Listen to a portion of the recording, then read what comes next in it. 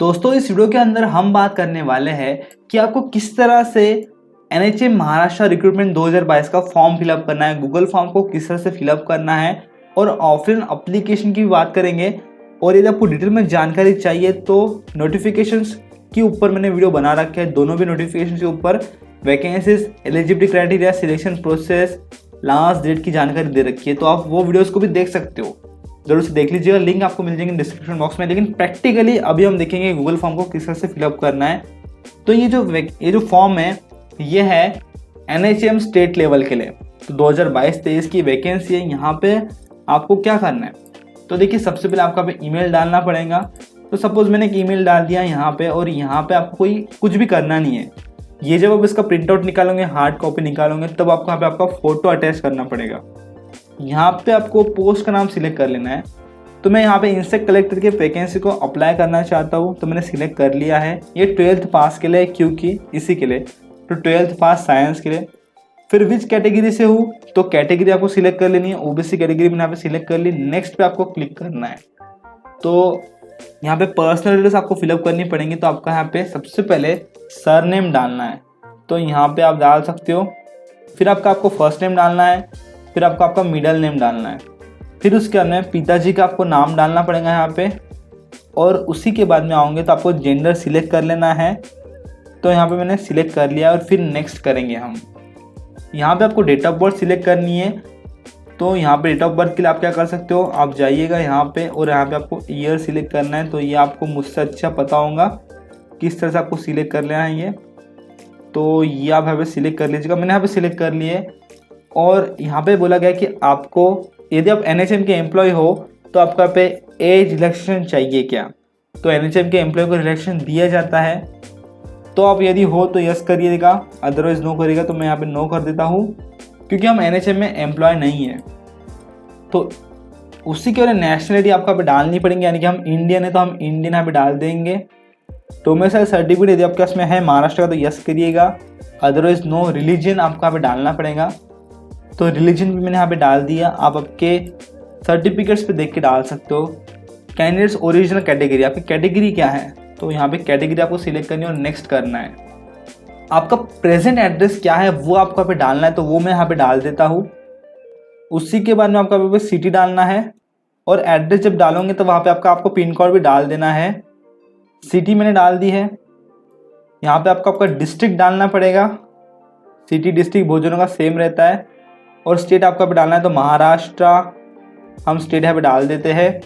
उसी के अंदर पिन कोड आपको पूछा गया है, तो पिन कोड डाल दीजिएगा आपके जगह का। मोबाइल नंबर आपको डालना है, और कोई अल्टरनेट मोबाइल नंबर होगा तो वो भी आप यहाँ पे डाल दीजिएगा। तो मैंने यहाँ पे देखिए दोनों मोबाइल नंबर डाल दिए हैं। और यदि आपका परमानेंट एड्रेस सेम है प्रेजेंट एड्रेस के जैसा ही, तो आपको यहाँ पे रेडियो बटन्स दिए गए, तो my permanent address same as present address, तो इस पर यदि आपको टिक कर देना है यदि सेम रहता है तो। अदरवाइज आपको नो बोथ आर डिफरेंट पे टिक करना है। तो मैंने यहाँ पे टिक कर दिया है, my permanent address is same as present address. Next पे क्लिक किया मैंने। अब आपको ईमेल एड्रेस यहाँ पे डालना पड़ेगा, जो कि बहुत ही इंपॉर्टेंट है, क्योंकि इसके ऊपर आपको अपडेट्स मिलेंगी। तो देखिए मैंने ईमेल एड्रेस यहाँ पे डाल दिया है। नेक्स्ट किया। अब आपको कौन सी लैंग्वेज आती है वो आपको सिलेक्ट करना है। तो मैं यहाँ पे हिंदी बोल सकता हूँ, लिख सकता हूँ और रीड भी कर सकता हूँ। मराठी भी सेम, और इंग्लिश भी। तो मैंने यहाँ पे सिलेक्ट कर लिया है। सभी को चेक बॉक्स मैंने कर दिया है, चेक कर दिया है। आप आपके हिसाब से चेक कर दीजिएगा, फिर नेक्स्ट करिएगा। एजुकेशन क्वालिफिकेशन, तो नेम ऑफ एसएससी बोर्ड, तो हम महाराष्ट्र स्टेट बोर्ड से आते हैं, तो हम यहाँ पे महाराष्ट्र स्टेट बोर्ड लिख देंगे। यदि आपको ये देखना है तो आपको क्या करना है, आपका मार्कशीट निकालना है और वो यहाँ पे आपको डालना पड़ेगा। तो मैंने महाराष्ट्र स्टेट बोर्ड यहाँ पे डाल दिया है। और डेट ऑफ पासिंग, आप कब पास हुए थे, 10th कब पास हुए थे, वो आपको यहाँ पे डालना पड़ेगा। तो 10th मैं 2017 में पास हुआ था, तो मैं यहाँ पे वो सिलेक्ट कर लूँगा। और जैसे कि आपको पता ही है 10th की जो एग्जामिनेशन रहती है वो मार्च में हो जाती है। तो मैंने यहाँ पे 20 मार्च 2017 सिलेक्ट कर लिया है। और ये आपको यदि देखना है तो आप अपने मार्कशीट पे देख सकते हो, पासिंग डेट आपको यहाँ पे मिल जाएंगी।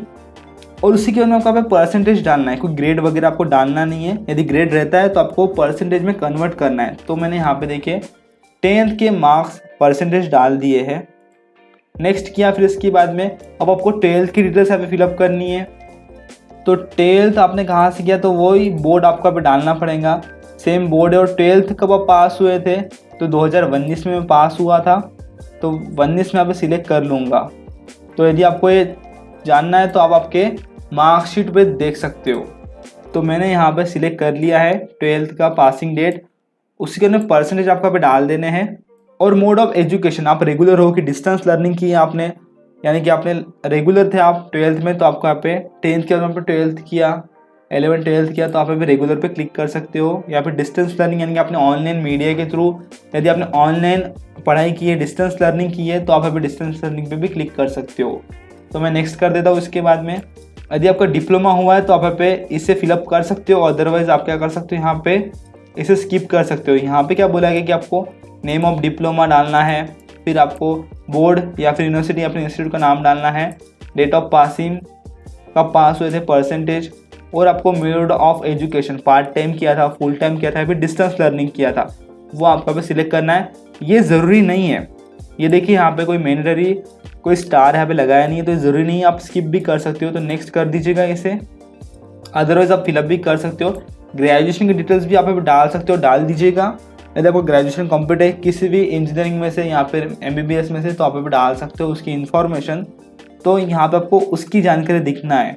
तो यहाँ पे बाकी तो सेम ही है, नेम ऑफ कॉलेज आपको डालना पड़ेगा, ग्रेजुएशन की डिग्री का नाम आपको डालना पड़ेगा, नेम ऑफ यूनिवर्सिटी आपको डालना है, उसी के बाद में डेट ऑफ पासिंग, कब पास हुए थे, परसेंटेज आपको डालने हैं, नंबर ऑफ अटेम्प्ट, कितने अटेम्प्ट में आप पास हुए थे वो आपको डालना है, आपका ग्रेजुएशन कितने अटेम्प्ट में हो गया था, कैसा किया आपने education, mode of education select करना है, part time, regular, distance learning. तो रेगुलर हम सिलेक्ट कर लेंगे, या फिर आप इसे नहीं भी सिलेक्ट कर सकते हो। उसी के बाद में PG यदि आपका हुआ है पोस्ट ग्रेजुएशन, तो उसमें भी आपको उसका नेम डालना पड़ेगा, name of college, name of university, passing date, percentage, number of attempts, mode of education. और यदि आपका MSc हुआ है तो आप वो भी यहाँ पे बता सकते हो, आपके पास में उसका सर्टिफिकेट आप बता सकते हो। तो मैंने यहाँ पे यस कर दिया है।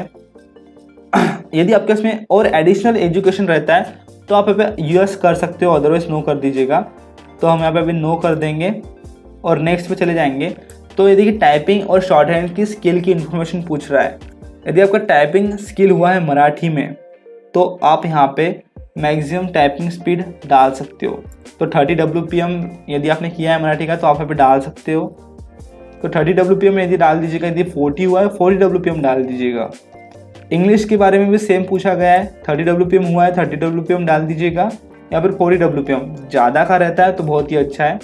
उसी तरह शॉर्ट हैंड के बारे में पूछा गया है, मराठी 60 WPM हुआ है तो 60 WPM डाल दीजिएगा, और इससे ज़्यादा का रहता है तो आप अभी डाल सकते हो, मराठी के लिए है। उसी तरह इंग्लिश में भी आपका शॉर्ट हैंड हुआ है तो आप अभी डाल दीजिएगा उसकी जानकारी, जितने भी इसका आपका हुआ है वो आपको डालना है। यहाँ पे स्पीड आपको जितनी आती है वो आपको क्लियरली बताना है। यहाँ पे उसी के एक्सपीरियंस की डिटेल्स आपको डालनी है, पहले ऑर्गेनाइजेशन की जहाँ पर आपने पहली बार काम किया था उसकी इन्फॉर्मेशन आपको अभी डालनी है। Name of the post held, आप कौन से पोस्ट पे थे वहाँ पे, name of the first organisation, वो ऑर्गेनाइजेशन का नाम आपको डालना है। ये गवर्नमेंट ऑर्गेनाइजेशन था, सेमी गवर्नमेंट था, प्राइवेट था, या फिर कुछ अलग ही था, तो वो आपको पे सिलेक्ट कर लेना है। जैसे कि government, semi government, private, NGO, other रहता है तो आपको अदर का यहाँ पे नाम डालना पड़ेगा। पीरियड कब से कब तक का था वो आपको सिलेक्ट करना है। जॉब रिस्पॉन्सिबिलिटीज़, क्या रिस्पॉन्सिबिलिटी थी आपकी वहाँ पे, वो आपको यहाँ पे डालना पड़ेगा। जैसे कि आपने कहीं पे काम किया होगा बैंक में, तो आपको वहाँ पे क्या रिस्पॉन्सिबल क्लर्क थे आप, वो इस तरह की इन्फॉर्मेशन आपको डालनी है, कब से कब तक थे। टोटल एक्सपीरियंस इन ईयर, आपको कितने साल का एक्सपीरियंस है, 2 साल का, 3 साल का, मैक्सिमम 4 साल का, वो आपको डालना पड़ेगा। Total experience in months, months में भी आपको यहाँ पे चूज़ करना पड़ेगा। तो 2 साल का रहता है तो आपका यहाँ पे 24 मंथ्स का रहेगा पूरी तरह से। तो फर्स्ट ऑर्गेनाइजेशन में आपको कितने साल का एक्सपीरियंस था, तो वो आपको अभी सिलेक्ट करना है। Do you want to add more experience details, उसके बारे में पूछा गया है कि आपको यदि और एक्सपीरियंस की इन्फॉर्मेशन ऐड करनी है तो आप ऐड कर सकते हो। तो मैंने यहाँ पे नो कर दिया और नेक्स्ट करूँगा। यदि आपको रहती है आप ऐड कर सकते हो। यहाँ पे आपको पोस्टिंग का जो लोकेशन है वो बताना है, उसका प्रेफरेंस देना है। तो आपको यदि ये देखना है तो आपको उसके लिए नोटिफिकेशन देखना पड़ेगा और आपके हिसाब से आप डाल सकते हो। तो यदि मैं अमरावती में रहता हूँ तो मैं अमरावती के पास का डालूंगा या फिर अमरावती डालूंगा, और यहाँ पे पुणे, नागपुर, इस तरह से मैं लोकेशन का प्रेफरेंस दे दूंगा। तो ये ज़रूरी है, ये डाल दीजिएगा आप।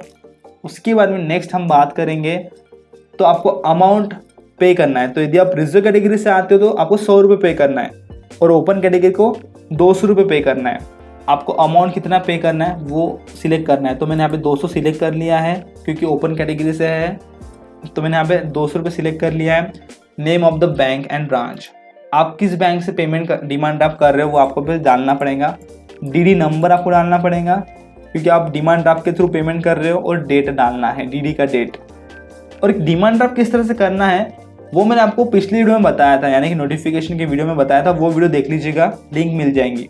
तो ये सारी इन्फॉर्मेशन आपको अभी डालनी है। देखिए ये बहुत ज़रूरी है, name of the bank and branch. तो यहाँ पे जिस भी आप बैंक से कर रहे हो डिमांड ड्राफ्ट वो आप नाम डाल दीजिएगा।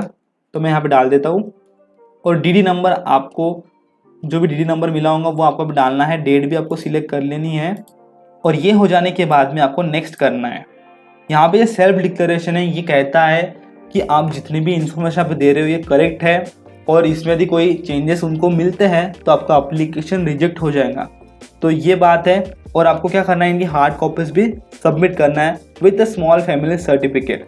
जो स्मॉल फैमिली सर्टिफिकेट मैंने आपको बताया था वो आपको सबमिट करना है। और सभी डॉक्यूमेंट्स की जेरॉक्स कॉपी भी आपको सबमिट करना है। कौन से डॉक्यूमेंट्स की, तो वो मैंने आपको पिछले वीडियो में बता रखा था, इसके लिए बोल रहा था वीडियो देख लेना। और यहाँ पे यस एग्री पे क्लिक करोगे आप, और यहाँ पे आपको क्या करना है, ये सिग्नेचर नहीं डालना है यहाँ पे आपको। फाइनली आप सबमिट करोगे तो इसके बाद में आपका एप्लीकेशन सबमिट हो जाएगा, कोई चेंजेस आपको करते नहीं आएंगे। तो इसके लिए अभी बता रहा हूँ कि आपको कोई चेंजेस करना है तो आप बैक जा सकते हो और चेंजेस कर सकते हो, या फिर फॉर्म को क्लियर भी कर सकते हो यहाँ से। तो इस तरह से आपको यहाँ पे फाइनल सबमिट कर देना है और आपका एप्लीकेशन फॉर्म फिलअप हो जाएगा। और इसकी प्रिंट आउट आपको निकाल लेनी है, और प्रिंट आउट निकालने के बाद में यहाँ पे आपको सिग्नेचर करनी पड़ेगी आपकी इस बॉक्स के अंदर। तो इस तरह से एप्लीकेशन आपको फिलअप करना है स्टेट लेवल पोस्ट के लिए, और डिस्ट्रिक्ट लेवल के लिए भी सेम है। तो वहाँ पे पोस्ट थोड़ी अलग है, वो कौन सी है वो मैंने वीडियोज़ में बता रखे हैं, आप देख सकते हो। तो आशा करता हूँ गाइस ये वीडियो थोड़ा लेंदी हो गया होगा, लेकिन आपके लिए यूजफुल रहा होगा। वीडियो यदि अच्छा लगा वीडियो को लाइक करेगा, आपके साथ उसको शेयर करेगा, और इसी तरह की वीडियोस के लिए चैनल सब्सक्राइब कर दीजिएगा। मैं मिलता हूँ आपको अगली वीडियो में, तब तक के लिए जय हिंद, वंदे मातरम।